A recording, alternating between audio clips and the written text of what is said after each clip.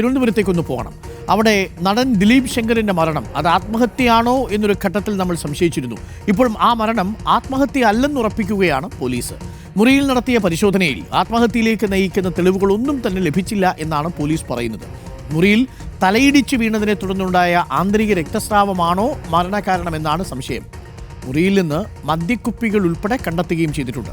Hotel ജീവനക്കാരുടെ ഉൾപ്പെടെ മൊഴി പോലീസ് രേഖപ്പെടുത്തിയിട്ടുണ്ട്. പുലർച്ചെ മൃതദേഹം തിരുവനന്തപുരത്ത് നിന്ന് കൊച്ചി ചിറ്റൂരിലെ വീട്ടിൽ എത്തിച്ചു. സംസ്കാരം ഉച്ചയ്ക്ക് 12 മണിക്ക് ചേരാനിലെ ഒരു പൊതുശ്മശാനത്തിൽ നടക്കും. സുനിഷ എല്ലൂർ ചേരുന്നു കൂടുതൽ വിവരങ്ങളുമായി. Sunisha, good morning. സുനിഷ, ഈ ദിലീപിന് കരളിൻ്റെ അസുഖമുണ്ടായിരുന്നു എന്നാണ് കേൾക്കുന്നത്. അതിനുശേഷം വീണ്ടും ഈ മദ്യപാനം തുടർന്നതും ഒരുപക്ഷെ അസുഖം വഷളാവാൻ കാരണമായിട്ടുണ്ടാവാം. ആന്തരിക രക്തസ്രാവം അടക്കം ഉണ്ടായിട്ടുണ്ടെന്നും കരുതുന്നു. രോഗാവസ്ഥയിലായിരുന്നു അല്ലേ ദിലീപ്, സുനിഷ?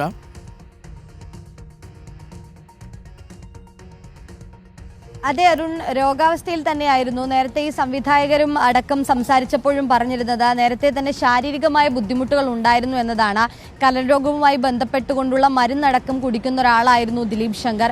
അതിനിടയിലാണ് അധികമൊന്നും കെയർ ചെയ്തിരുന്നില്ല എന്നുള്ളതാണ് നമുക്ക് മനസ്സിലാക്കാൻ കഴിയുന്നത്. പോലീസിനോട് സംസാരിച്ചപ്പോഴും പറഞ്ഞത് അദ്ദേഹത്തിൻ്റെ ഈ മുറിയിൽ നിന്നും 2-3 കുപ്പിയോളം മദ്യക്കുപ്പികൾ കണ്ടെത്തിയിട്ടുണ്ട് എന്നുള്ളതാണ്. അങ്ങനെയെങ്കിൽ ഈ രോഗാവസ്ഥയിലും അദ്ദേഹം മദ്യപിച്ചത് ഒരു കാരണമായിട്ടുണ്ടാകാമെന്നൊരു സംശയമുണ്ട്. ഒപ്പം തന്നെ ഇനി മുറിയിൽ വീണതാണോ, തലയടിച്ച് വീണതാണോ എന്നുള്ളൊരു സംശയം കൂടി ഉണ്ട് എന്നുള്ളതാണ്.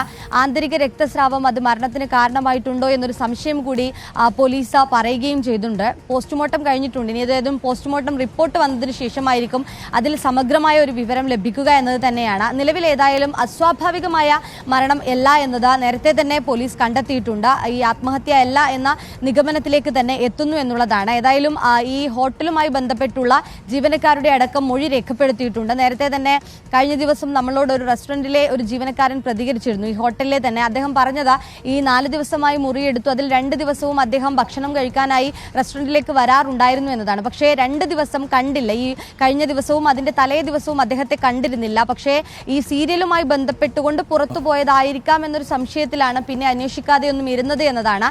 പക്ഷെ 2 ദിവസമായി വരാതിരുന്നു. ഈ സീരിയലുമായി ബന്ധപ്പെട്ടവർ ഹോട്ടലുമായി വിളിച്ചു ചോദിക്കുകയും ചെയ്തപ്പോഴാണ് ഇത്തരത്തിൽ ഈ മുറി പരിശോധിക്കേണ്ട സ്ഥിതിയിലേക്ക് കാര്യങ്ങൾ വ്യക്തത വന്നിട്ടുണ്ട്. ആത്മഹത്യയല്ല, അസുഖം കാരണമാണ് ദിലീപ് ശങ്കർ വിട പറഞ്ഞത് എന്നാണ് ഇപ്പോൾ നമ്മൾ മനസ്സിലാക്കുന്നത്.